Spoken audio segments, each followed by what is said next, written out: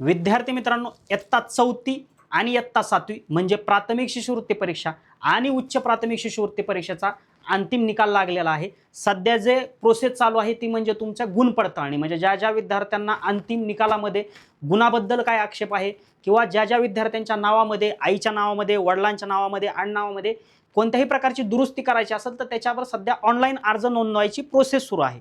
परंतु आता ही प्रोसेस 2 ऑगस्टला कंप्लीट झाल्यानंतर तदनंतर म्हणजे त्याच्यानंतर कधीही अंतिम मेरिट लिस्ट लागू शकते। मेरिट लिस्ट म्हणजे काय, कालच्या व्हिडिओमध्ये मी तुम्हाला सांगितलं आहे की सध्या तुमच्या निकालामध्ये तुमच्या निकालासमोर एकतर पात्र आलेलं असेल, ज्या ज्या विद्यार्थ्यांना दोन्ही पेपरला वैयक्तिक 40% जास्त गुण मिळालेले आहेत, ठीक आहे, 39.50 पेक्षा जास्त गुण मिळाले आहेत, त्या विद्यार्थ्यांच्या नावापुढे सध्या पात्र आलेलं आहे। परंतु आता ज्यावेळेस अंतिम मेरिट लिस्ट लागेल, मेरिट लिस्ट म्हणजे त्या त्या जिल्ह्याची, म्हणजे प्रत्येक जिल्ह्यानुसार प्रत्येकाच्या जात प्रवर्गानुसार आरक्षणानुसार विद्यार्थ्यांची अंतिम मेरिट लिस्ट लागते आणि या मेरिट लिस्टमध्ये ज्या ज्या विद्यार्थ्यांची नावं येतील त्या त्या विद्यार्थ्यांना काय होते, स्कॉलरशिप मिळते। मग 4थीच्या विद्यार्थ्याला तिथून पुढे 3 वर्ष प्रति वर्ष 5,000 रुपये, 7वीच्या विद्यार्थ्याला तिथून पुढे 3 वर्ष म्हणजे 8वी 9वी 10वी प्रति वर्ष 7,500 रुपये अशा पद्धतीची स्कॉलरशिप मिळते। परंतु मग अंतिम मेरिट लिस्टमध्ये नाव आलं की तुम्हाला स्कॉलरशिप मिळते का, नाही, तर तुम्हाला काय करावं लागते, कागदपत्रांची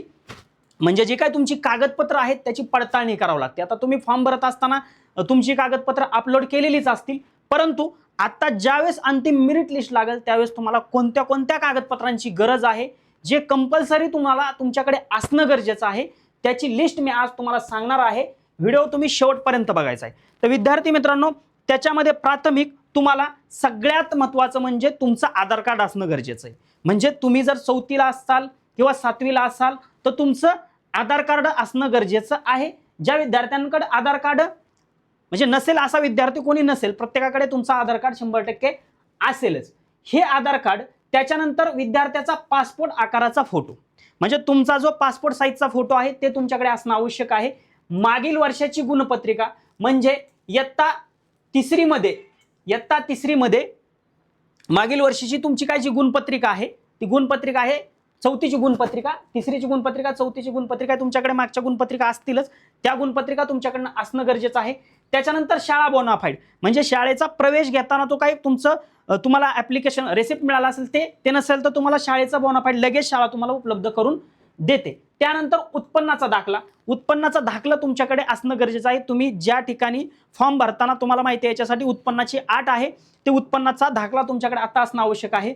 त्यानंतर बँक पासबुक प्रत म्हणजे तुमचे पैसे जमा होण्यासाठी तुमची बँक पासबुक प्रत, जर समजा विद्यार्थ्याची बँक पासबुक प्रत नसेल तर वडिलांची असली तरी चालते, काही प्रॉब्लेम नाही, तुम्हाला त्याच्या खात्यावर तुम्हाला पैसे येतात। त्याच्यानंतर रहिवासी म्हणजे डोमिसाईल सर्टिफिकेट असणं तुमच्याकडे गरजेचं आहे। लागू असल्यास सुरुवातीला तुम्ही फॉर्म भरताना जर अपलोड केला असेल, नसेल तुम्हाला लागू तर तुम्हाला काही गरज नाही। त्याच्यानंतर फी पावती म्हणजे काय, ज्यावेळेस शाळेमध्ये तुम्ही ऍडमिशन घेतलं, आता ह्या स्कॉलरशिपचं उद्दिष्ट काय आहे, तुम्हाला अर्थसहाय्य करणं। मग शाळेमध्ये तुम्ही प्रवेश घेताना जर तुम्हाला ऍडमिशन पावती दिलेली असेल तरच लागते तुम्हाला, ते एक असणं गरजेचं नाही। आणि त्याच्यानंतर मोबाईल क्रमांक, आता सगळ्यात महत्त्वाची गोष्ट याच्यामध्ये पण तुमचं जे आधार कार्ड आहे ती आधार कार्ड तुमचं मोबाईल नंबरशी लिंक असणं गरजेचं आहे, पहिली गोष्ट।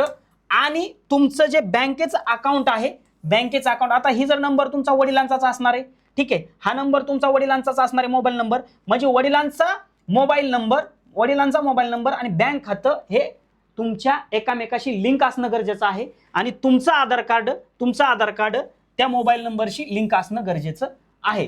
अशा पद्धतीने एवढ्या कागदपत्रांची ज्यावेळेस तुमची आता अंतिम मेरिट लिस्ट लागेल, मेरिट लिस्ट म्हणतोय मी, आता तुमची लागलाय तो निकाल लागला, निकालामध्ये तुम्ही फेल पास म्हणजे नापास आहेत, पास आहेत, पात्र आहेत, अपात्र आहे एवढंच आलेलं आहे।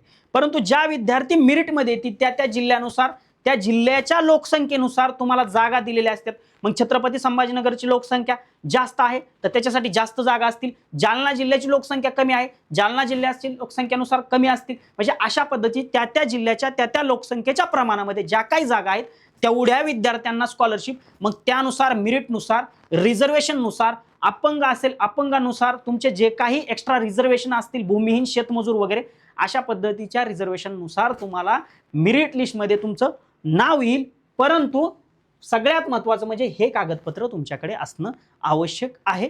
तर ही कागदपत्र ते तुम्हाला 206 असतील, 254 असतील, 180 मार्क्स असतील, जे पण तुम्हाला काही मार्क्स असतील तरी सुद्धा एवढ्या कागदपत्रांची लिस्ट कागदपत्र तुमच्याजवळ असू द्या, जेणेकरून मेरिट लिस्टमध्ये नाव आलं की तात्काळ तुम्हाला डॉक्युमेंट्स म्हणजे कागदपत्रांची पडताळणी करता येईल. व्हिडिओ जर माहितीपूर्ण वाटला असेल तर व्हिडिओला नक्की लाईक करा आणि भविष्यामध्ये 4थीच्या विद्यार्थ्याला 5वी नवोदयची, ठीक आहे, त्याच्यानंतर 7वीच्या विद्यार्थ्याला 8वी NMS स्कॉलरशिप असेल, MTSC स्कॉलरशिप असेल, या परीक्षांची जर तयारी करायची असेल तर आमच्या ई सारथी स्कॉलरशिप या YouTube चॅनलला नक्की सबस्क्राईब करा. धन्यवाद.